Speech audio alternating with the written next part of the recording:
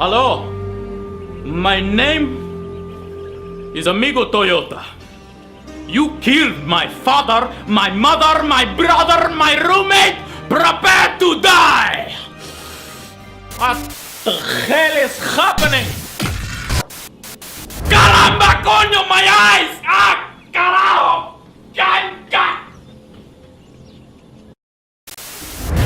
Hello, my name is Desmond Miles. I have a fanny pack. In just a short few months, my life has changed forever. And I don't want my old life back, and not now, because I am an assassin. An assassin.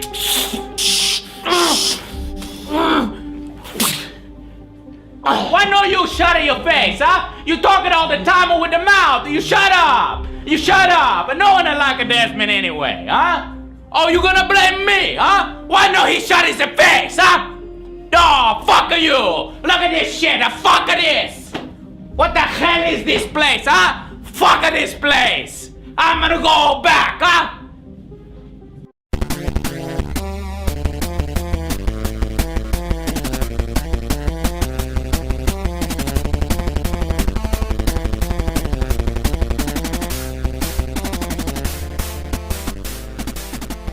The colonial times are one of my favorite historical eras, more specifically the American Revolution. So I definitely had extra motivation to anticipate and wait for Assassin's Creed 3 to release.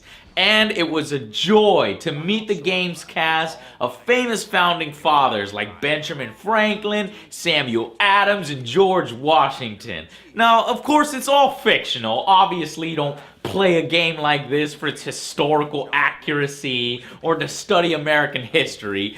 Prescott? Evening, gents. Listen, the regulars are out. You need to rally your men. And, put on some trousers. At once. Now, the colonial times were a bit of risk for Ubisoft to take. Traditionally, our heroes have been jumping along endless, densely packed rooftops, but that just can't be done in this setting. It's actually instead replaced with a tree running mechanic for the frontier sections. Now, these are certainly fresh and a welcome change of pace for some, but they just don't flow as well and aren't quite as fun to play on as previous Assassin games, admittedly.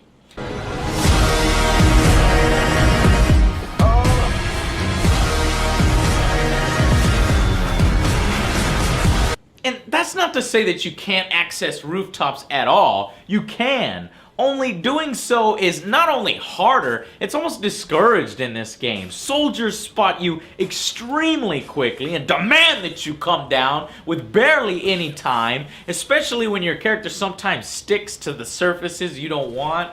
So you'll end up avoiding the roofs and spending almost all of your time on the ground, which doesn't really seem right in an Assassin's game. As for the story, if you haven't played any of the other games to completion, you're gonna feel lost, despite an intro that tries its best to explain. It picks up right where the last game left off. The Assassins and Templar have basically been fighting over scraps of technology from this forerunner race that had come before humanity. And they tried to stop an apocalypse, but despite all their technology and knowledge, they were unable to, and now it's all up to Desmond Miles. Ugh, Desmond. I'm sick of being treated like I'm not even here. Desmond, do this. Desmond, do that. Desmond, you better figure things out because the sun is going to turn us all to ash. You need to get it together, kid. The Animus, by its very nature, serves as this big distraction that pulls players out of an involving, immersive, historical experience. In all of these games, it's just hard to get in a groove when you're constantly pulled from the Matrix and put into a shittier game.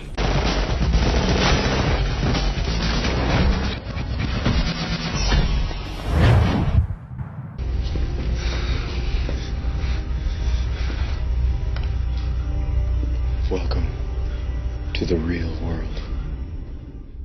What's worse is some idiot had the bright idea to make all the loading screens blinding white. Every 3 seconds you're blasted with a hard transition that melts your fucking eyeballs. Seriously, make these loading screens black, like now.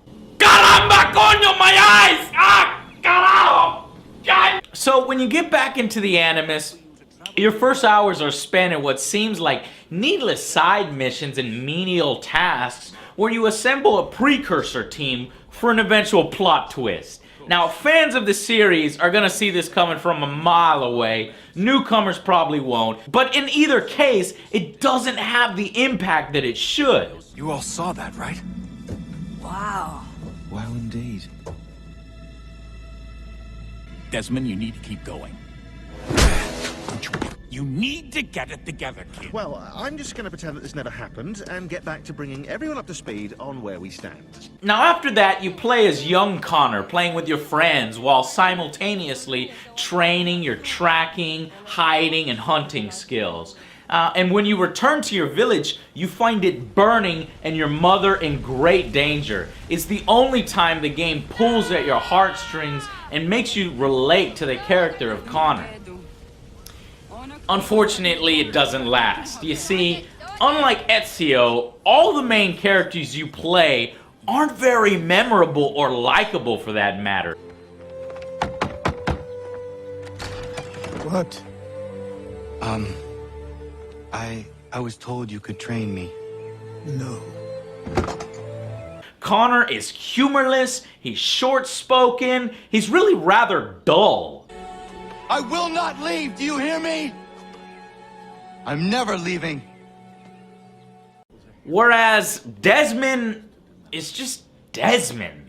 Once you get past the very narrow and scripted early sections, the game does open up and it allows you more freedom. And there is so much to do here. It's almost overwhelming. From a very deep hunting system with traps and lures, a ton of different types of animals, to even board games.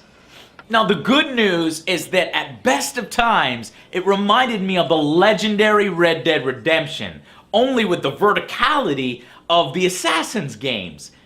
However, the bad news is that unlike Red Dead Redemption, where nearly every side mission was interesting and thematic, the side missions and activities here just aren't up to par. So most you will end up ignoring. Stuff like you searching for almanac pages for Benjamin Franklin, finding and opening chests using a terrible lockpick mechanic, probably the worst I've seen.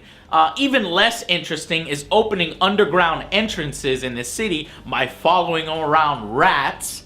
You also collect feathers scattered in the trees and retrieve trinkets by pressing X for peg leg. Riveting stuff, I know. Captain Kidd's letters, boy. He hid a great treasure somewheres. Like what? Where? Use your imagination, Captain.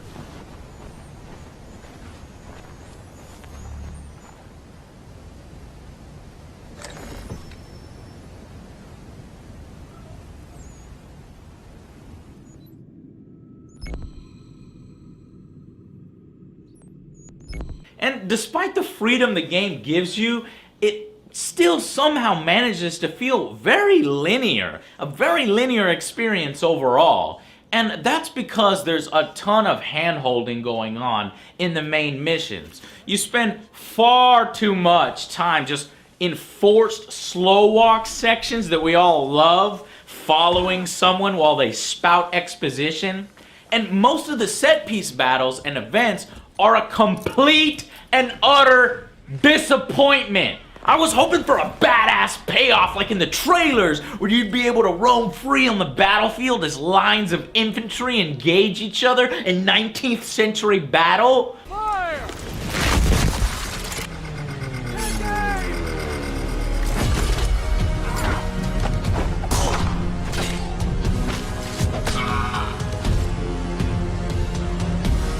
Yeah! Only you come up from behind them and slice their throats?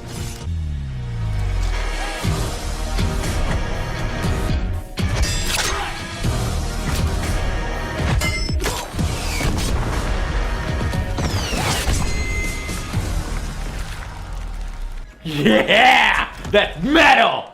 But unfortunately, what's there is nothing like that. It's extremely scripted and controlled. If you don't follow a certain path, you're dead.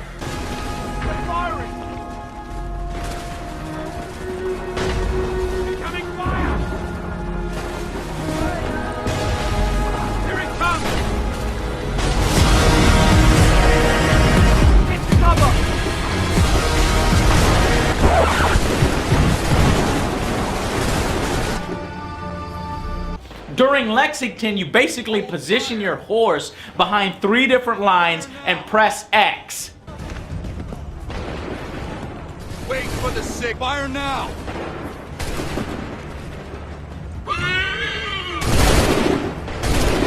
And then you do it again with a fixed cannon later on in another battle.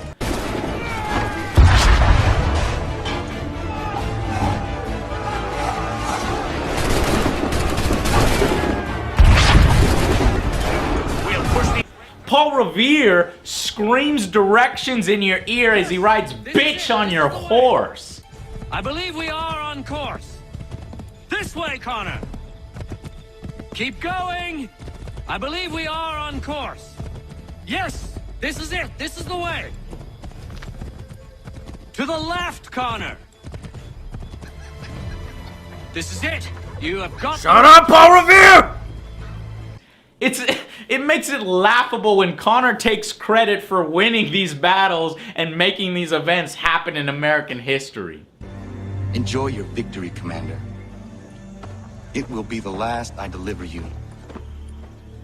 They're not all bad. Fort activities are a ton of fun, and you could go in the classic assassin approach or total Rambo style, taking out 20 to 30 fully equipped soldiers, which does seem kind of ridiculous as they all clump up on you, but it's of course made possible by the combat system in Assassin's Creed. Love it or hate it, it's as satisfying as ever here. Between your tomahawk and stringing up enemies from trees, you've plenty of options for dispatching your foes. And different enemies require different strategies too, which helps cut down on spam attacks.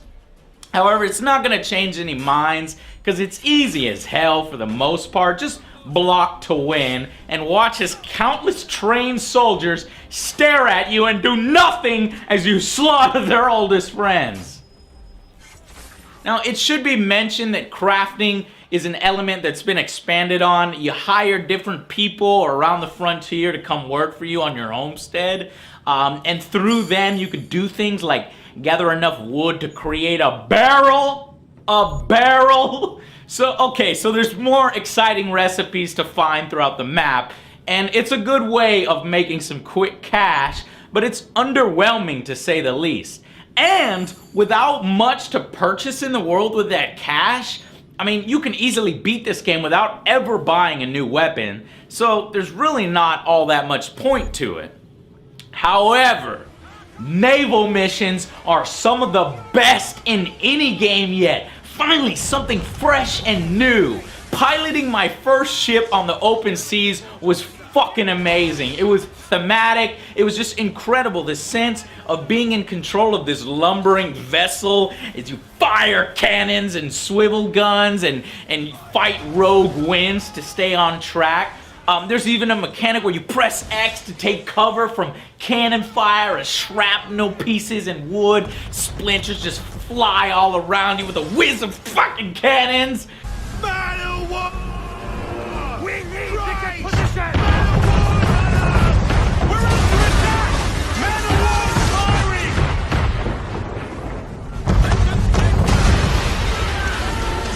All our guns are down. We've no way to defend ourselves now. That beast is sure to sink us if we're not careful.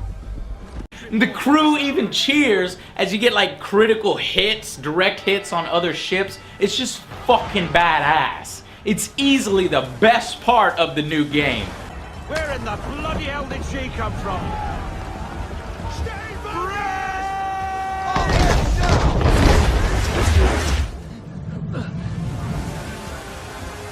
Ready out to fire! Let fly! Head is that on my mark!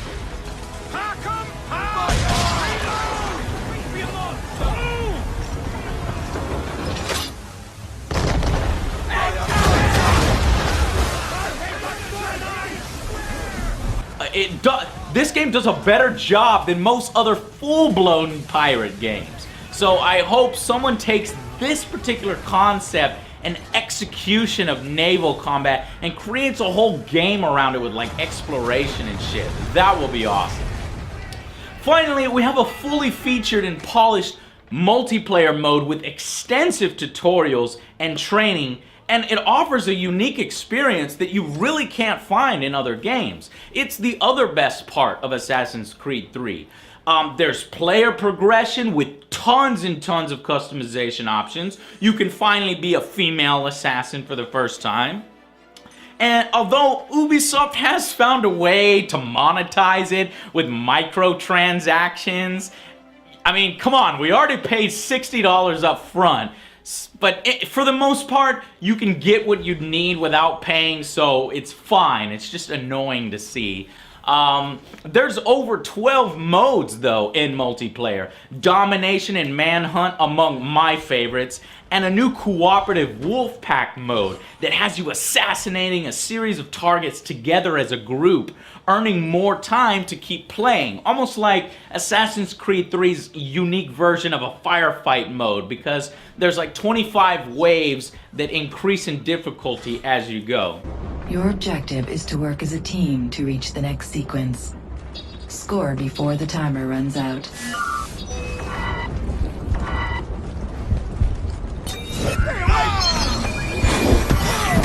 New sequence reached. Extra time. Triple multi-kill. New targets available. I got to admit, I was seriously impressed with the amount of content and attention paid here. The final thing, though, that holds it back is this supposed, you know, you're supposed to give us a nice conclusion to a long-standing story arc here, but this ending, oh God, the ending, you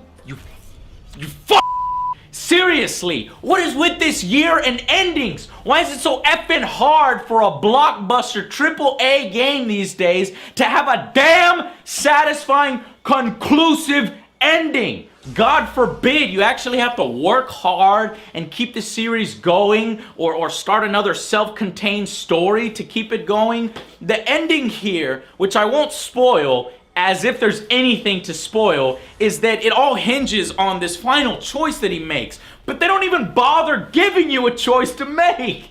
They don't bother giving you an explanation, and the cutscene that happens at the end is barely worth anything. Now, there's an epilogue that allows you to continue in colonial times to wrap up any side missions and activities, but that's hardly a concession. And perhaps showing how rushed they were, they introduced something called pivots, and they half-ass it because it's not explained at all. It's as if they had no time. They're basically cheat codes that you earn and unlock, these little origamis that you find in the world by hacking. I don't know, check YouTube for how they really work. But it just shows you that they sort of rushed it there at the end, which could explain this terrible ending for Desmond. Connor's ending is alright, but Desmond's, yeah. I hope you weren't expecting a really huge payoff there, because it's not there. So ultimately, the naval combat, the time period, and the very polished multiplayer save the single-player portion of the game and prop up the final verdict to a 7 out of 10. If you have no interest in any of those three things, though, you're not gonna get as much enjoyment out of it as you would have hoped, especially if you're a fan of the series. If Connor had not been so rigid and dull, and had there been stronger activities and side missions, this game could have been, in my opinion, the mega blockbuster that Ubisoft was clearly shooting for.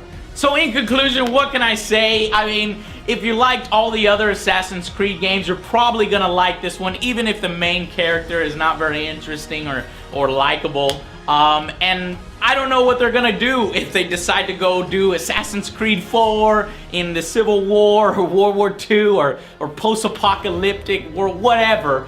I just hope that if they do decide to do that, that they change it up. Hopefully there's something fresh and new if they decide to keep the series going, and you know it's gonna keep going. So until then, I'll see you guys on the next Angry Joe show. Hi, I'm Desmond Miles, and I have a fanny pack. In just a short few months. Fuck it. Let's go back into historical Assassin's Creed 4.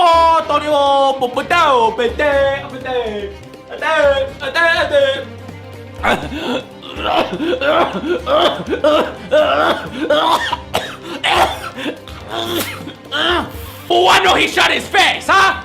I know when I like him, I know he shut his face. Huh? Know when I like him, huh? You know I like him, I know I like him, I know when I like him. Okay?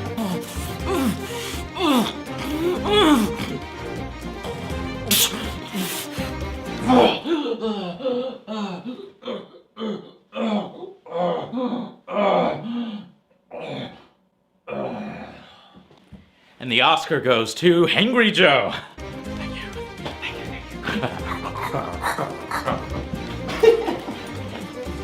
I did everyone a favor. Okay? Hey, fuck you! Fuck you! You're cool. Fuck you.